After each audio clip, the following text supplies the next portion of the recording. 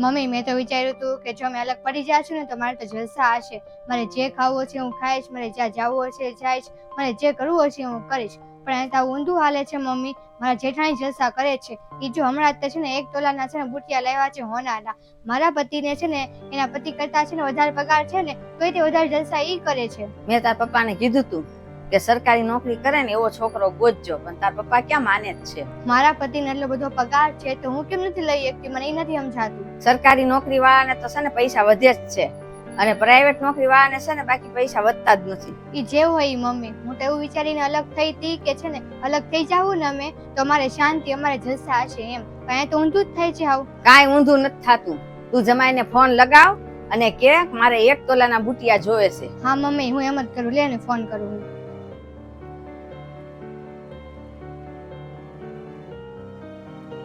હાલો. હા જેઠાણી છે ને હજી હમણાં જ તે છે ને 1 તોલાના હોનાના બુટિયા લાવ્યા છે. મારે તે લેવા છે. હમણાં મને દેખાડવા આવ્યા હતા. 2 લાખના બુટિયા છે, મારે લેવા છે. અપાવો ને મને તે.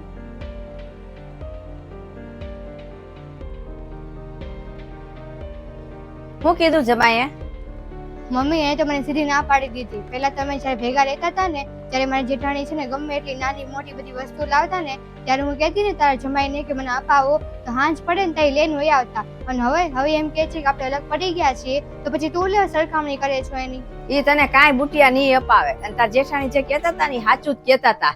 પુરુષોનું કામ જ નથી બુટિયા અપાવવાનું કે ઘરેણા અપાવવાનું. આપણું જ કામ છે. હવે તું એક કામ કર, જ્યાંથી તમે લ્યો છો ને ઈ દુકાને જા અને તારી હાટુ બુટિયા લઈ આય. થોડાક પૈસા દઈ ને પછી બીજા બાકીના પૈસા જમાઈ દઈ દે. હા મમ્મી ઈ બરોબર છે. ચાલ તું મારી સાથે આવ. ના તું જા. તું જા ને તું આવ ને ત્યાં સુધીમાં તારું ઘરનું બધું કામ કરી નાખ. હા તો એમ કરું મમ્મી. અહીંથી ઘરેથી છે ને પૈસા લઈને જાઉં છું અને બુટિયા લઈને વહી આવું ફટાફટ. લે તું બેઠ જા. લે મમ્મી હું ગઈ ત્યાં તું અહીંયા જ બેઠી છો? હા તારું બધું કામ કરીને હું તારી વાટ જોઈને બેઠી છું. અને તું તારું કામ કરવા જે ગઈ હતી એ થયું કે નહીં? હા મમ્મી કામ થઈ ગયું છે. પૂરેપૂરા હું છે ને 50,000 ભરીને આવી છું અને બાકીના 1.5 લાખ છે ને એ તારા જમાઈ ભરી નાખશે. અને છે ને જેઠાણી કરતા ભારે અને છે ને મસ્ત ચમકદાર નવી ડિઝાઇન વાળા છે ને બુટિયા લાવે છે. તને દેખાડું. લે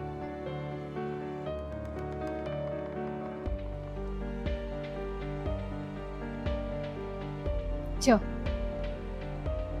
હા બુટિયા તો બહુ સારા છે.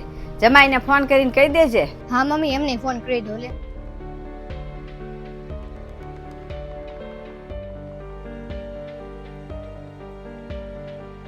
હાલો. હા હું તમને શું કહેતી હતી કે હું બુટિયા લઈ આવી છું અને પૂરેપૂરા છે ને 50,000 ભરીને આવી છું. બાકીના 1.5 લાખ છે ને તમારે ભરવાના રહેશે. તમે છે ને ભરતા આવજો. નહીંતર 50,000 ભરીને આવી છું ને એ તે વયા જશે.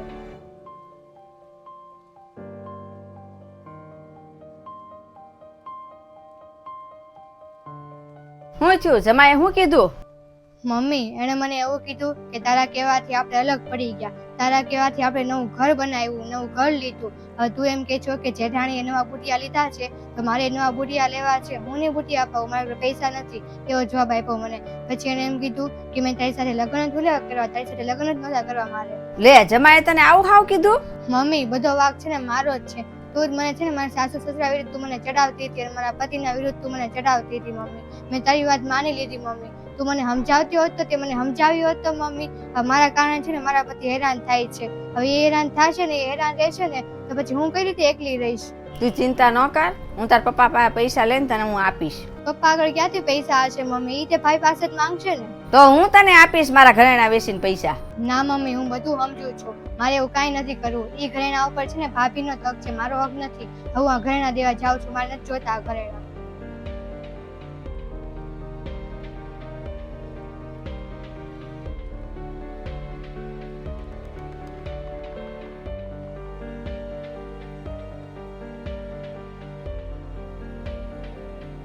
મારી જ ભૂલ છે. હું જ તેને બધું કહું છું આવું બધું કરવાનું. મારા લીધે ખોટો ઝઘડો થાય છે દીકરીની વચ્ચે ને જમાઈ વચ્ચે.